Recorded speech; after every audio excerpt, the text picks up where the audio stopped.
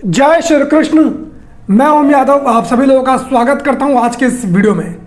दोस्तों, आप सभी लोगों को भगवान श्री कृष्ण की जन्माष्टमी के शुभ अवसर पर ढेर सारी शुभकामनाएं इस वीडियो के माध्यम से मैं दे रहा हूं और उम्मीद करता हूं कि आप सभी लोग इस दिन को बड़े ही अच्छे से सेलिब्रेट करेंगे।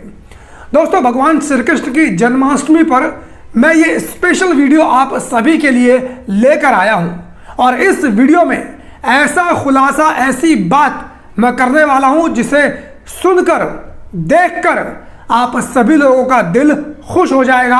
मैं दावे के साथ कह सकता हूं। वो बात मैं थोड़ी बाद में करूंगा, लेकिन उससे पहले मैं भगवान श्री कृष्ण के जीवन की कुछ महत्वपूर्ण बातें आप सभी लोगों से साझा करना चाहता हूं, जिससे हमारे जो समाज के युवा हैं या हमारे समाज के जो भी लोग हैं उनसे वो कुछ सीख लें और ये सीख मेरे ऊपर भी अप्लाई होती है। हालांकि इसके ऊपर मैं पहले ही एक वीडियो बना चुका हूं बहुत पहले, लेकिन उस समय हमारे चैनल के ऊपर कम लोग थे। अब हमारे चैनल के ऊपर काफ़ी ज़्यादा लोग हो चुके हैं, तो हो सकता है बहुत सारे लोगों ने, जो नए लोग जुड़े हैं, उन्होंने वो वीडियो नहीं देखी होगी। तो दोस्तों, मैं भगवान श्री कृष्ण के जीवन की जो फिलॉसफी है, जो 3 संदेश अपने जीवन के माध्यम से भगवान श्री कृष्ण देना चाहते हैं, उसके बारे में आप सभी लोगों से बात करना चाहता हूं। भगवान श्री कृष्ण के जीवन को हम 3 भागों में विभाजित कर सकते हैं। पहला भाग भगवान श्री कृष्ण का जो बाल्यकाल है, उसको एक बार आप लोग देखिए। भगवान श्री कृष्ण छोटे हैं, राज परिवार में उनका जन्म होता है। उनके जो पिता हैं वासुदेव, वो राज परिवार से संबंध रखते हैं, लेकिन छोटी सी आयु में माँ बाप का साया उनके सर से उठ गया। उनके माँ बाप को जेल में डाल दिया गया। उनके 8-9 भाई बहनों को मृत्यु के घाट पर उनके ही मामा कंस ने उतार दिया। राज परिवार में जन्म लेने के बावजूद उन्हें धूल मिट्टी में गांव में रहना पड़ा, गायें चरानी पड़ी। ये तमाम कार्य उनको बचपन में करने पड़े और लगातार उनके जीवन के ऊपर संकट बना रहा। कभी कोई राक्षस उन्हें मारने आ जाता था, कभी कोई उन्हें मारने आ जाता था। तो ये जो उनका जीवन था, बाल्यकाल था, वो आप कह सकते हैं कि बड़ी ही कठिनाई में बीता था। लेकिन भगवान श्री कृष्ण ने उसे बड़े ही अच्छे से सेलिब्रेट किया। इतनी विषम परिस्थितियों के बावजूद वो खुश रहते थे। उन्होंने अपने बचपन को अच्छे से जिया, प्रेम किया, रास लीलाएं की, नृत्य किया, गायन किया, ये तमाम सारी चीज़ें की, इतनी सारी कठिन परिस्थितियों के बावजूद। तो इससे दोस्तों हमें क्या सीख मिलती है? जहाँ तक मुझे लगता है, इससे हमें यह सीख मिलती है कि यदि हमारे जीवन में भी कोई विषम परिस्थिति आ जाए, कोई कठिन परिस्थिति आ जाए, तो उससे हताश और निराश नहीं होना है, बल्कि उसमें भी खुश रहने का प्रयास करना है।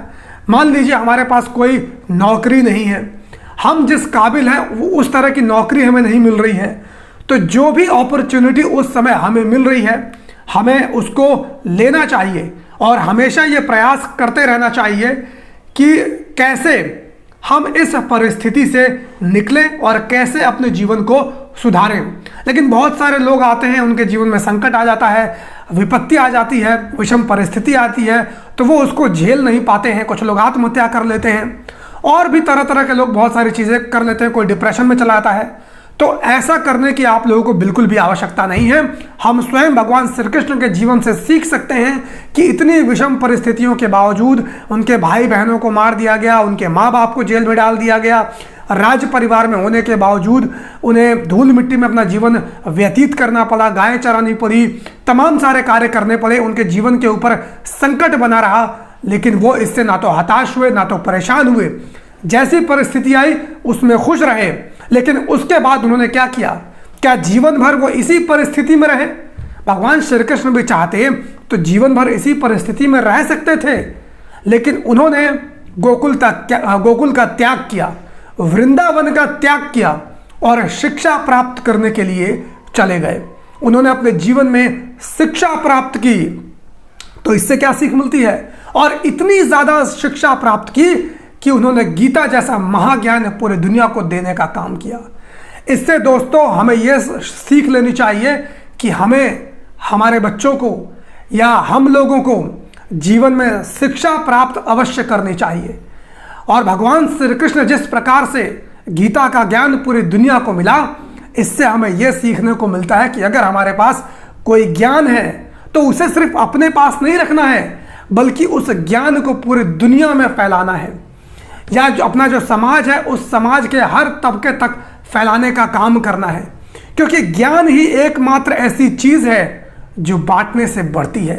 धन दौलत पैसा जमीन जायदाद ये सारी चीज़ें अगर आप बांटते हैं तो वो कम होती है, लेकिन ज्ञान इकलौती ऐसी चीज़ है जो बांटने से बढ़ती है।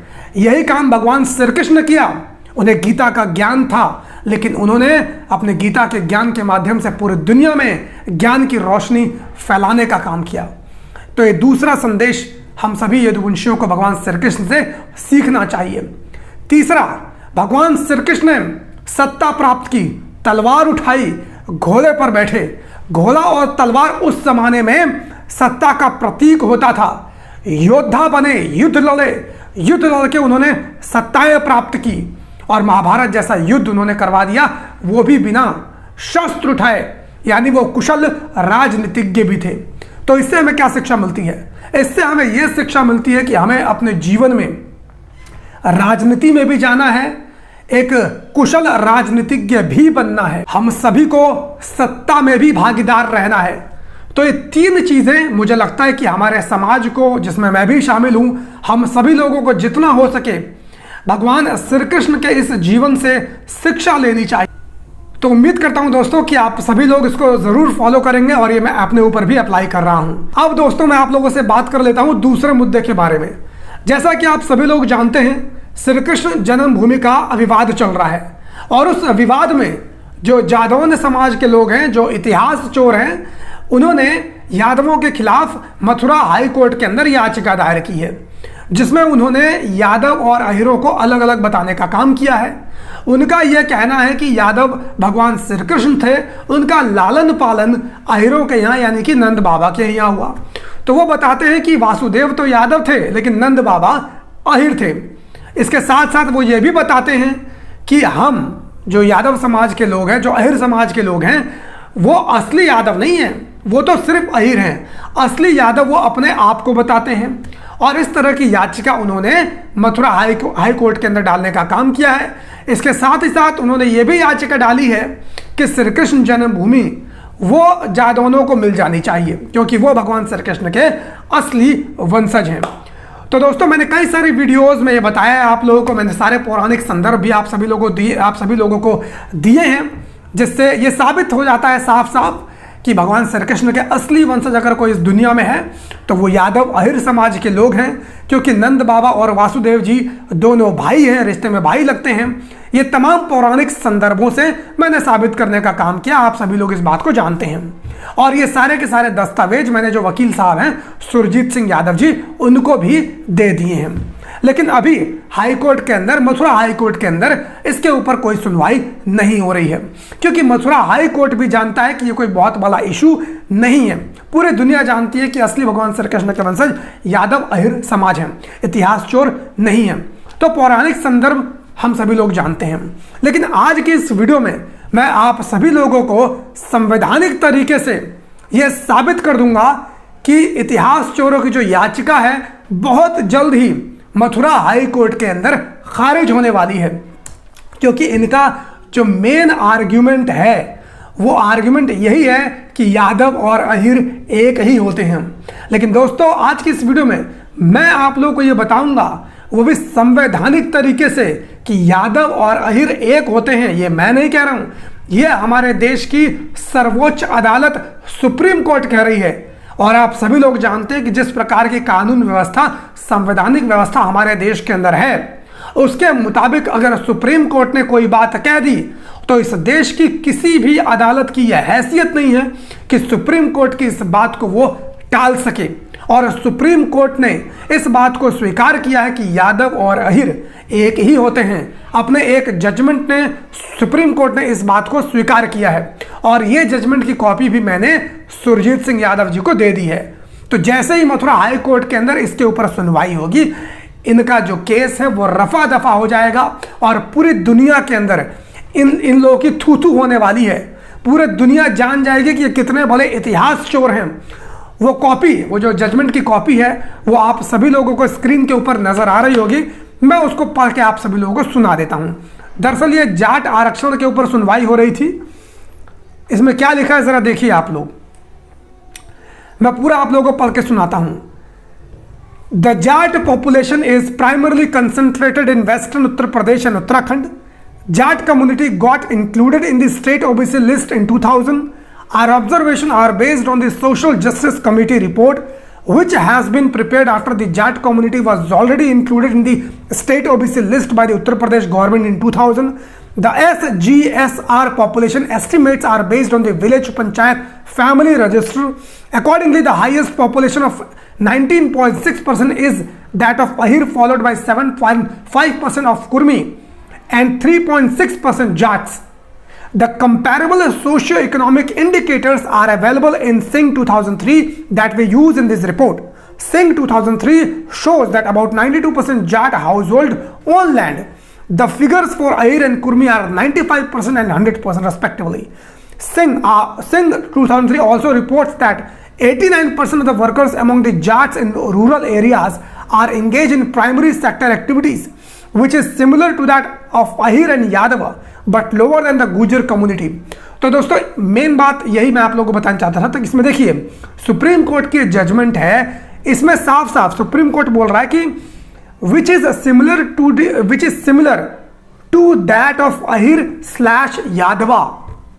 यानी सुप्रीम कोर्ट जो जाट और यादव अहिर कम्युनिटी का कंपेयर कर रहा है, उसमें सुप्रीम कोर्ट ने अहिर यादव को अलग अलग कंपेयर नहीं किया है, बल्कि अहिर यादव को एक साथ कंपेयर करने का काम किया है।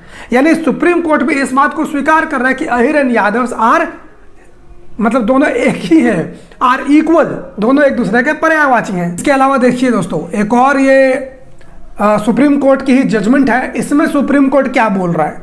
इसमें बोल रहा है कि the caste Guwari has close affinity with Yadav and Ahirs, various Gond Guwari has affinity with Gond. यानी इसमें बताने की कोशिश कर रहा है जो महाराष्ट्र के अंदर गुवारी एक कास्ट होती है, उसका क्लोजली जुड़ाव है अहिर एंड यादव कम्युनिटी से, लेकिन जो गोंड गुवारी हैं वो गोंड कम्युनिटी से बिलोंग करते हैं कल्चर के तौर पर। यहां पर भी जो गुवारी का कंपैरिजन किया गया है सुप्रीम कोर्ट की जजमेंट में, वो अहिर एंड यादव को एक ही करके किया गया है, अलग अलग करके नहीं किया गया है। तो दोस्तों ये खुद सुप्रीम कोर्ट की जजमेंट है और सुप्रीम कोर्ट इस देश की सर्वोच्च अदालत है, और सर्वोच्च अदालत कोई बात अगर कहती है तो उसको कोई भी झुठला नहीं सकता है। तो इस वीडियो के माध्यम से मैं यही आपको बताना चाहता था। पौराणिक संदर्भ तो हमने तमाम आप सभी लोगों को दे रखे हैं, लेकिन ये बहुत बड़ा जजमेंट की कॉपी हमें मिली है और इस जजमेंट के माध्यम से जल्द ही मथुरा हाई कोर्ट के अंदर सुनवाई होगी और ये जजमेंट की कॉपी उस सुनवाई के अंदर हमारे वकील के द्वारा लगाई जाएगी और मुझे पूरी उम्मीद है कि चंद सेकंडों में जादौनों की जो ये पिटीशन है वो खारिज कर दी जाएगी और पूरे देश के अंदर इनकी थू थू होगी। दोस्तों इस वीडियो को जितना हो सके उतना आप लोग शेयर करने का काम कीजिए और यदि आप लोगों ने हमारे चैनल को सब्सक्राइब नहीं किया है तो प्लीज प्लीज प्लीज इस चैनल को आप लोग सब्सक्राइब कर लीजिए। एक बार फिर से आप सभी लोगों को भगवान श्री कृष्ण की जन्माष्टमी की ढेर सारी शुभकामनाएं। आपसे मुलाकात किसी और वीडियो में करेंगे, तब तक के लिए बहुत बहुत धन्यवाद। जय हिंद।